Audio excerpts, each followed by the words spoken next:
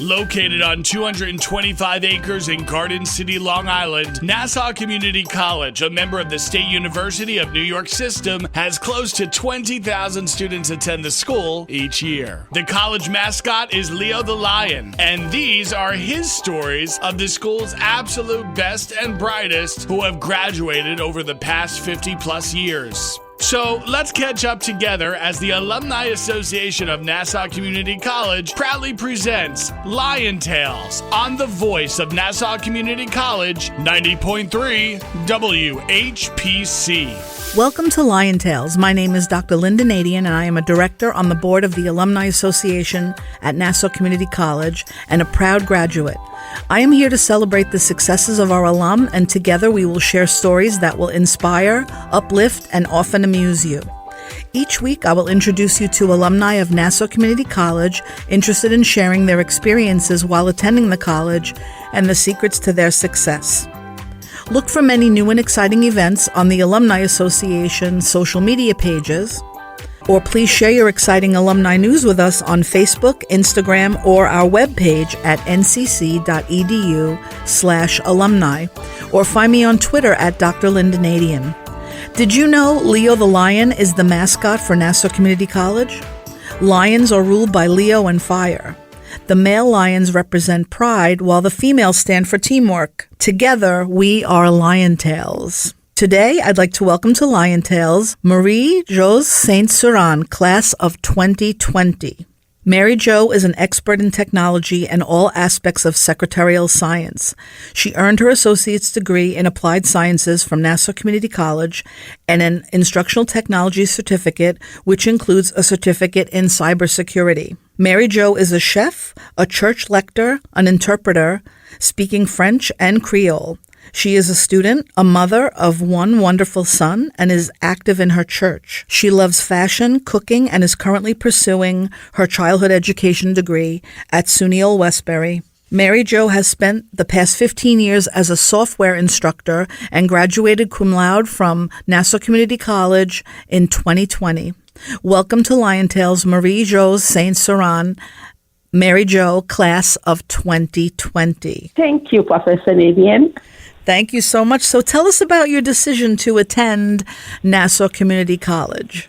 Well, I received a degree back home, but when I came here after many, ups and downs, and I decided to go to school, Nassau was pretty much close by because my son used to go to Kellenberg. And I said, you know what, since I have to move around, let me go to Nassau. And it was a decision that I will never regret. That was the best decision ever, due to the service, to the teaching, to the instruction I received from Nassau. I feel so confident, so happy to call myself the Nassau Community College graduate. That's amazing to hear. Yeah, it's Nassau is. I wish Nassau was a 4-year college. I wouldn't go anywhere. I would stay there to continue my education. Absolutely. I am so proud of Nassau. My experiences at Nassau were phenomenal. I can say I have met wonderful professors like Professor Gordon in the business department. I have met Professor Fioretta for my public speaking class. That was amazing. There is a professor that I always cherish, Professor Diana Bacon. She is over the health science department. I have Professor DeFalco for some of my computer classes, just to name a few. Wow. And so what were some of your favorite courses that you took here? It's amazing that you remember the professors, because sometimes we forget their names. I do, because they mark me by their style, because, since I used to teach, so I appreciate the way the curriculum, the way they address their curriculum, the way they show caring, they care about you learn. You don't come just as a number, as a student. They make sure they teach you so you can take what they teach you to teach it. That's how they train me. They train me to be able to teach it later. And now talk about the public speaking class, because we always speak about how important it is for adults in any field. Eventually, you will have to sort of stand up and probably present something, and either taking an oral communications class or some type of public speaking. How did that assist you in the work that you're doing now?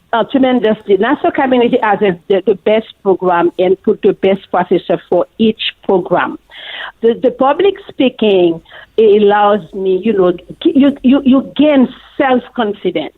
You gain control. You know how to manage. You know how to really voice the opinion. You know how to really control yourself while speaking. They help you to put the pronunciation. Since I've been an honors student, so I took the honors program over there. It was huge, but it was really worth it. As a teacher, I feel that this is a course that I would encourage people to take, because regardless teaching young kids, you still need to be able to communicate well. You still need to control the audience.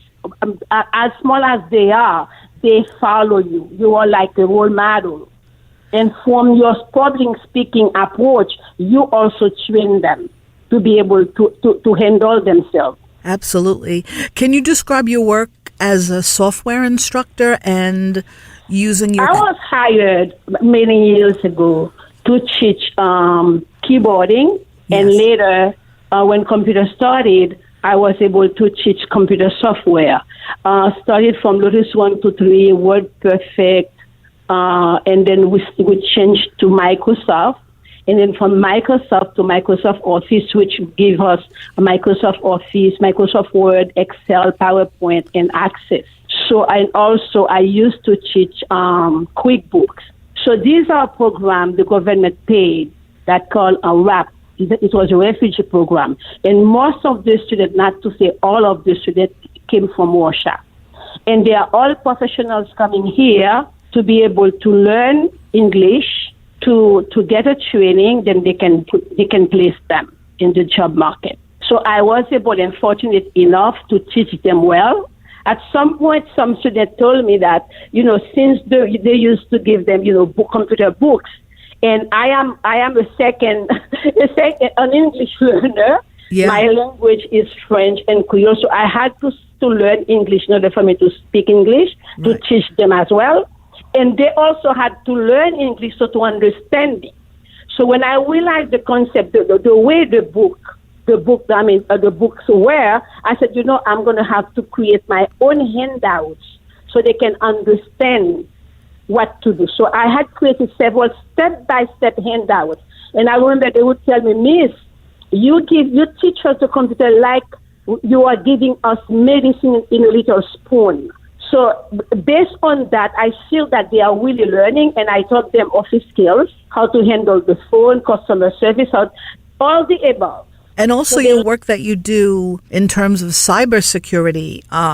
Why did you pursue that certificate at Nassau Community College? Because that seems to be something that's very important in society today. Yes, indeed. That's the reason, yes.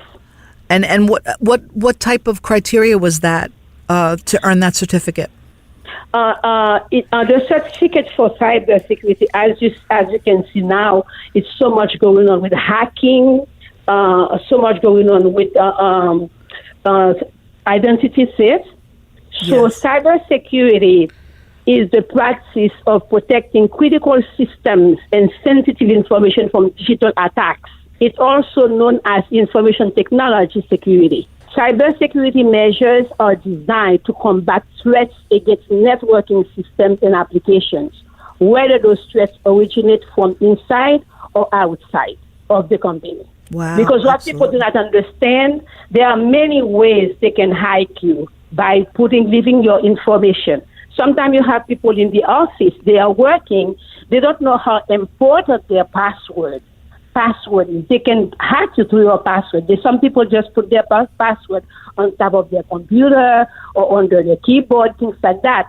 These are threats. Yes, they've been giving teachers a lot of training in the workplace to avoid having their computer on when they're away from their desk, and also to make sure that no one has access to those passwords. And what they don't understand is in a second they can steal your identity. Yeah. People are calling you and then you are giving them too much information. That's another thing. There are stuff you don't give. Even myself, professor, if I go somewhere based on my training, based on my learning of cybersecurity, if I give someone for instance, if I go to the school now by the financial office and then they ask me for my social security number, of course I give, but I make sure they give me back the paper so I can destroy it myself. Right. You are listening to Lion Tales on the voice of Nassau Community College, 90.3 WHPC. My name is Dr. Lynnda Nadien, and our guest today is Marie Jose Saint Surin, and she is the proud graduate of Nassau Community College and the class of 2020. So tell us about now. You have dual degrees and dual careers because you're also studying now for your childhood education degree at SUNY Old Westbury. You're part of a student observation practicum right now. And tell us a little bit about your teaching philosophy. And you have a lot of experience working with adults, but now you will be working with younger children. And how do you approach your work each day? At first, I was reluctant because I am used to adults. But when I started learning, I went to SUNY Old Westbury. The training I received and I'm still receiving really put me together to teach young kids. The curriculum, the lesson plans, the way they are teaching me how to do it. My way was to pretty much, even my voice, I start working with my voice to make sure that I have a standard voice for children. So I for the education part of it, the lesson plan is the main thing. Scaffolding for different needs of students is important. The material, the method, how to do it. I didn't have all this, the approach to teach young kids. Right. So the combination of teaching adults and the children childhood is not the same for me. It's not the same approach because adults, you may tell them do this and do that, but the kids you have to make sure you scaffold. Although we need to do that with adults as well, but it's different with the childhood education. Yes. And then what is your goal in earning the childhood education degree? What would you like to see yourself doing with that, the age group of students and, the type of school that you'd like to be in? Okay. The training now is for the major is childhood 1 to 6. But I will continue. But the thing that where I really see myself, what I would want to see that happen is to go towards special ed. I have a love in my heart with flexibility for autism. I think that's going to be my goal. Yeah, I think that's something that's highly needed too, because we have quite a few very young students being diagnosed early on with autism, and we're hoping that they get intervention in the lower grades, let's say when they're 3 and 4 year old, before they're actually in a kindergarten program to assist them. And I think that again, it's probably such a specialized area because we're learning every day about autism and what exactly, when a child is diagnosed, and autism is so varied that we're not exactly sure. Not every child will be the same. They're so different. Different spectrum, yes. Yeah. And what would you do to sort of make sure that you're meeting the needs of each individual child, which is a lot for a teacher to do? Each child has different way of learning, as all of us. So that's the reason why scaffolding is the most important thing to understand the approach of teaching a special ed individual. Because you have autism, for instance, with different spectrum.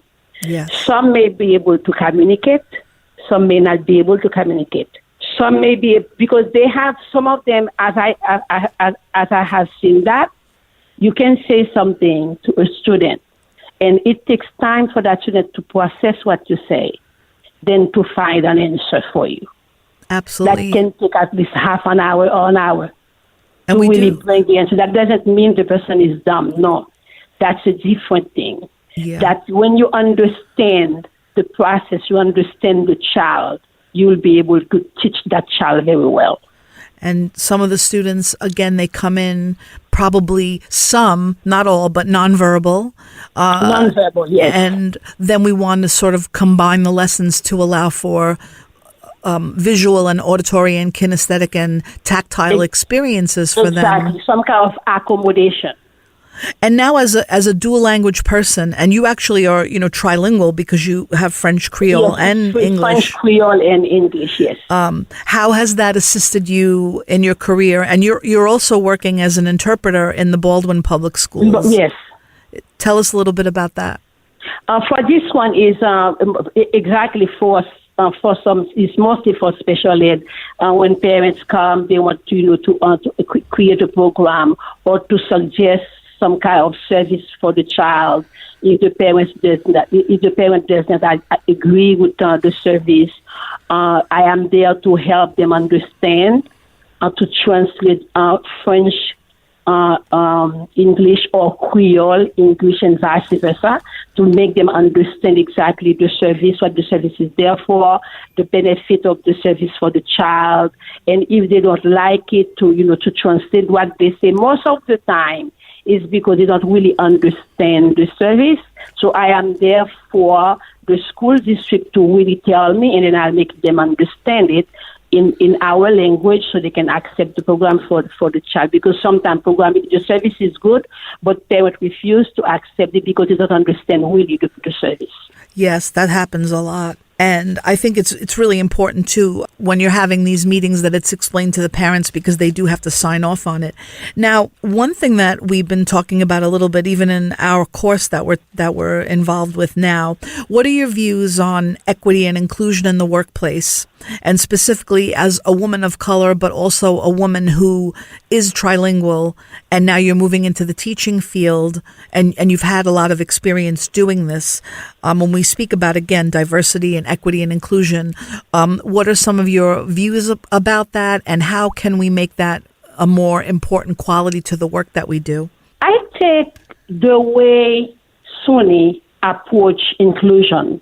As I was sharing with my husband, I said, if a teacher leaves SUNY and the teacher goes there and the teacher does otherwise, that's not good, because they teach you for inclusion, to understand culture, to understand different background, and to service them, not according to where they're from, but overall students, they all deserve the same approach, they all deserve the same love, they all deserve the same teaching. So I think based on that, for me personally, I understand the world of teaching better, because I know everybody belongs. We all belong. Because of that, when I go to a place to teach and I know I belong, I know I am well trained, I don't put that ahead for me to say that I'm proud of it. No, I go and I learn, I study the environment, I study the approach, the school, the principal, the teachers, and see how they are, so I can contribute myself, I can bring my expertise. Absolutely. Because we want to find out where we fit in as individuals ourselves and as people coming into a new environment. When you do become hired as a teacher and you start sending out applications and you think to yourself, all right, why would I want to be in this particular district? And right now, you've been able to manage being a mother and managing a home and your schoolwork. What were some of your approaches to doing that? On a daily basis, and then also completing quite a few certificates and degrees? It's based on time management for me. It's really time management, because it's like being home, having a child, and then a family to take care of, and then going to school.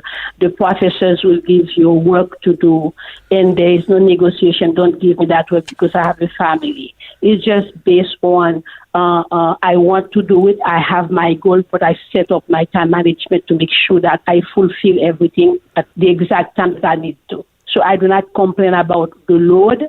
I just make sure that I manage it to make it work. Yes. And so what has been your biggest inspiration?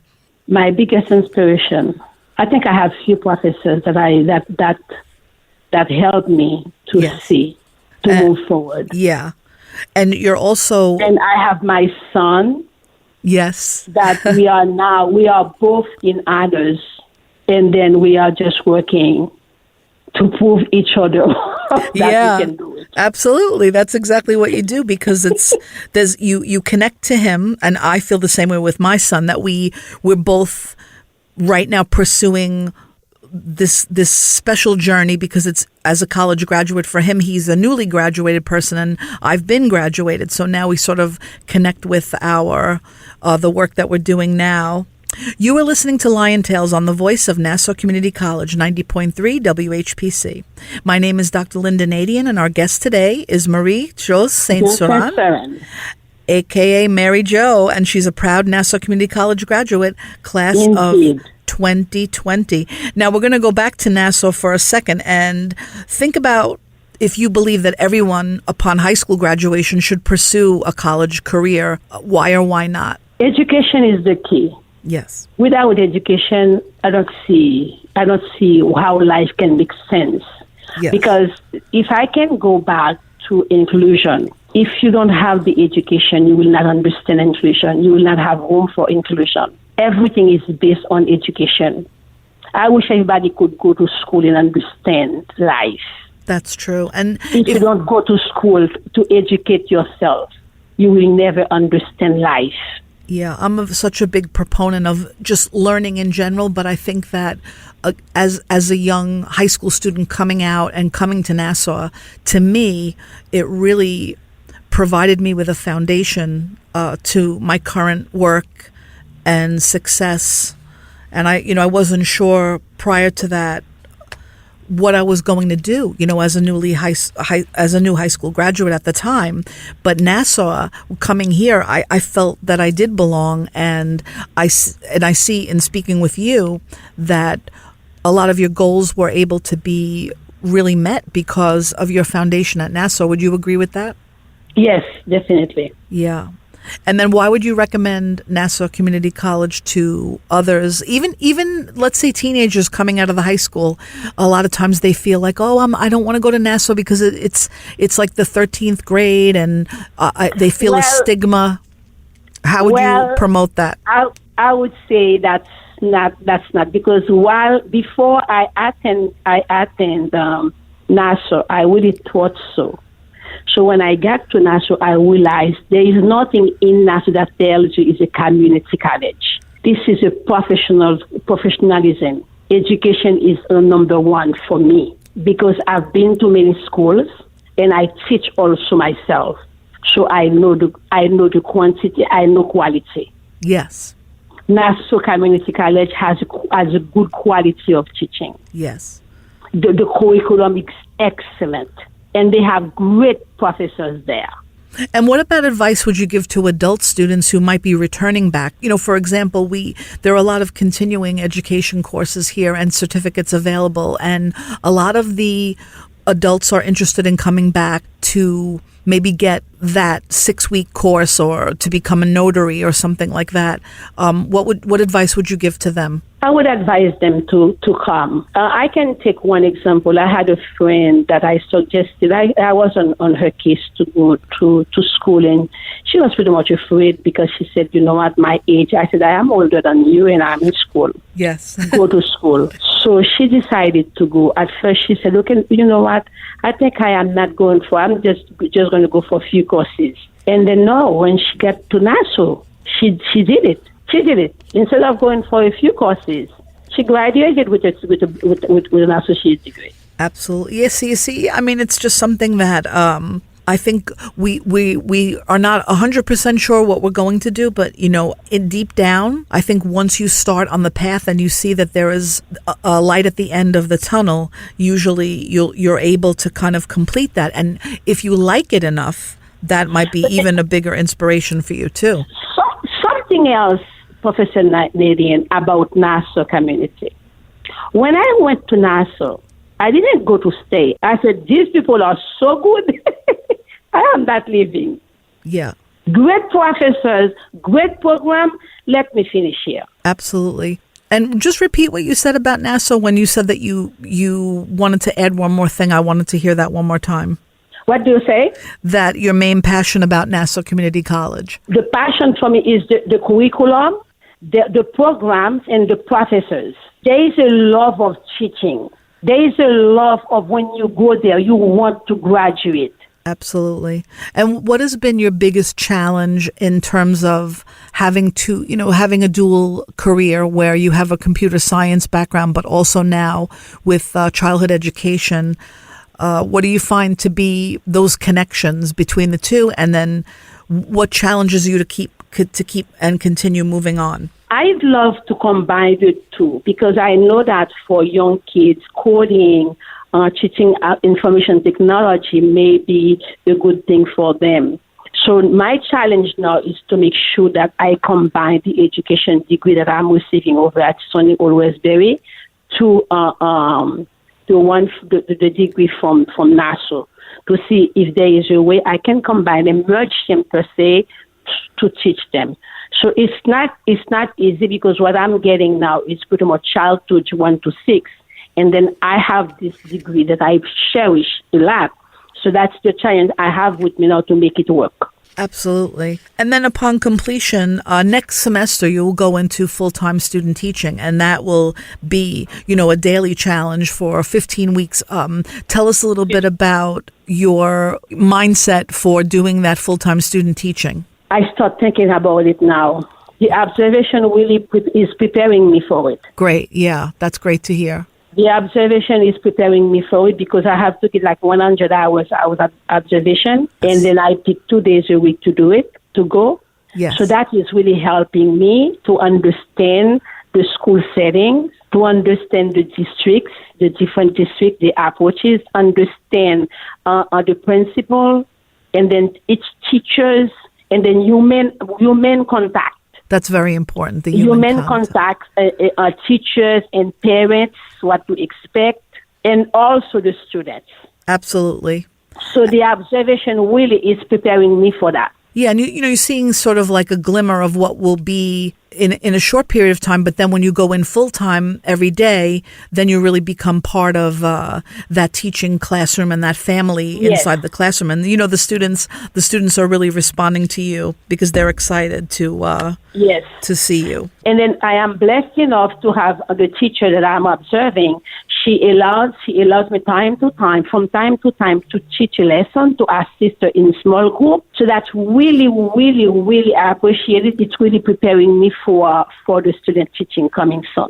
I would like to thank our guest, Marie Jose Saint Surin, a.k.a. Mary Jo, proud Nassau Community College graduate, class of 2020. How can our listeners contact you if they wanted to send you a response? MSAINTS